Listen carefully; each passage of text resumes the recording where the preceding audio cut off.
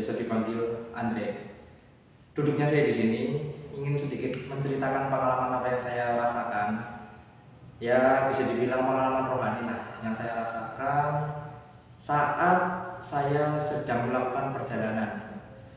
Ceritanya begini. Di suatu hari, waktu itu malam, kurang lebih pukul 7, saya memiliki niat untuk berkunjung ke rumah kakek saya yang ada di Kalimantan. Perjalanan awal melewati kota Cilacap untuk keluar dari perbatasan kota Cilacap itu berjalan dengan lancar. Sampai akhirnya saya sampai di hutan, di daerah hutan, karena jalan menuju ke Kalimantan tersebut itu melewati hutan, di mana hutan tersebut dicampur juga dengan tempat wisata yang bernama Waduk Kubang Kangkung. Di situ sebelum untuk sampai ke Waduk Kubang Kangkung, memang melewati hutan terlebih dahulu, dan itu hutannya cukup panjang. Saya merasakan di situ itu sedikit ada gangguan, karena kalau sudah malam jam 7 lewat ke atas, itu daerah hutan terutama di Kubang Kangkung itu sudah sepi, jarang ada banyak orang lewat, terkecuali seperti truk, mungkin truk barang, itu memang sering masih lewat. Tapi untuk kayak kendaraan pribadi seperti motor itu sudah jarang ada yang lewat. Nah, kebetulan saya melewati hutan tersebut untuk menuju ke rumah kakek saya berangkat sendirian dari Cilacap. Nah, di situ saya merasakan ada gangguan-gangguan, ya gangguan-gangguan yang lumayan mistis. Di saat saya naik motor, itu memang awalnya dari suhu normal yang ada di hutan tersebut itu sudah jauh berbeda. Suhu normal dingin masih bisa saya rasakan lah, tapi waktu yang saya rasakan masuk ke dalam hutan itu dinginnya udah bukan dingin normal lagi. Yang kedua, ya karena saya berpositif thinking supaya tidak terjadi hal-hal yang tidak diinginkan, saya melanjutkan perjalanan dengan berpikiran positif, dan akhirnya saya merasakan lagi seperti ada dua kepala dan mata yang mengintai saya dari belakang, samping, sini dan sini.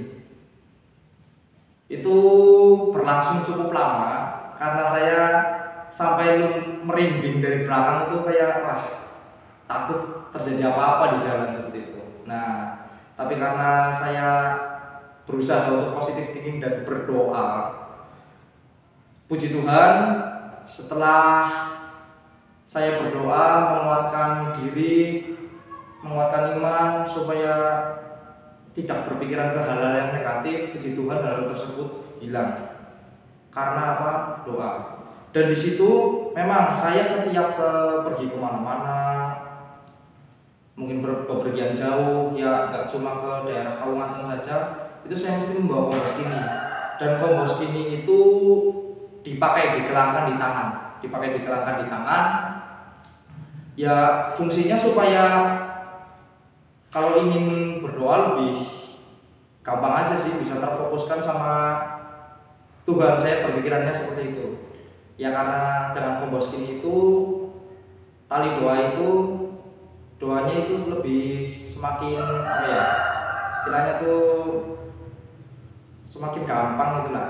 Nah, ini kombos kininya seperti ini. Tapi yang kayak yang biasa saya pakai itu yang digelangkan, karena ini sih bisa dikalungkan, biasa dikalungkan. Yang saya pakai itu yang digelangkan untuk bepergian jauh supaya lebih gampang aja gitu. Ini kombos kininya.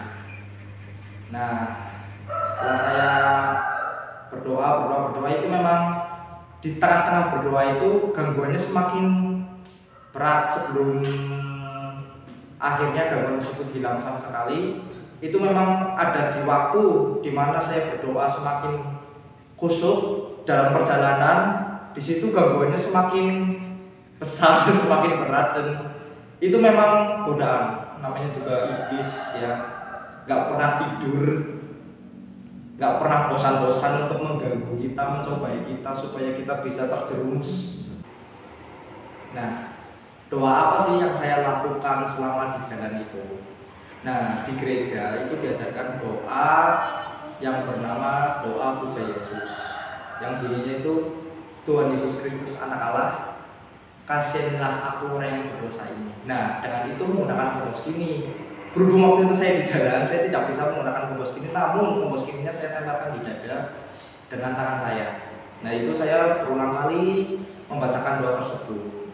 Dan akhirnya gangguan-gangguan mistis tersebut hilang dan saya bisa melancarkan perjalanan saya ke rumah kakek saya dengan selamat. Puji Tuhan, karena bantuan doa itu dan kekuatan iman, akhirnya gangguan tersebut hilang.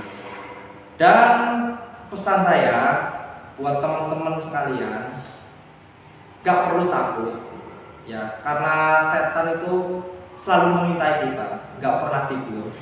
Dia jelas mengintai, jelas mengganggu supaya kita jatuh bersama mereka. Tapi jangan takut ya, jangan takut, tetaplah berdoa, perkuat iman, jangan sampai kita malah yang akhirnya lemah karena mereka. Tapi kuatkan iman kita supaya kita tidak mudah diganggu oleh mereka. Kompos kini, tetaplah berdoa.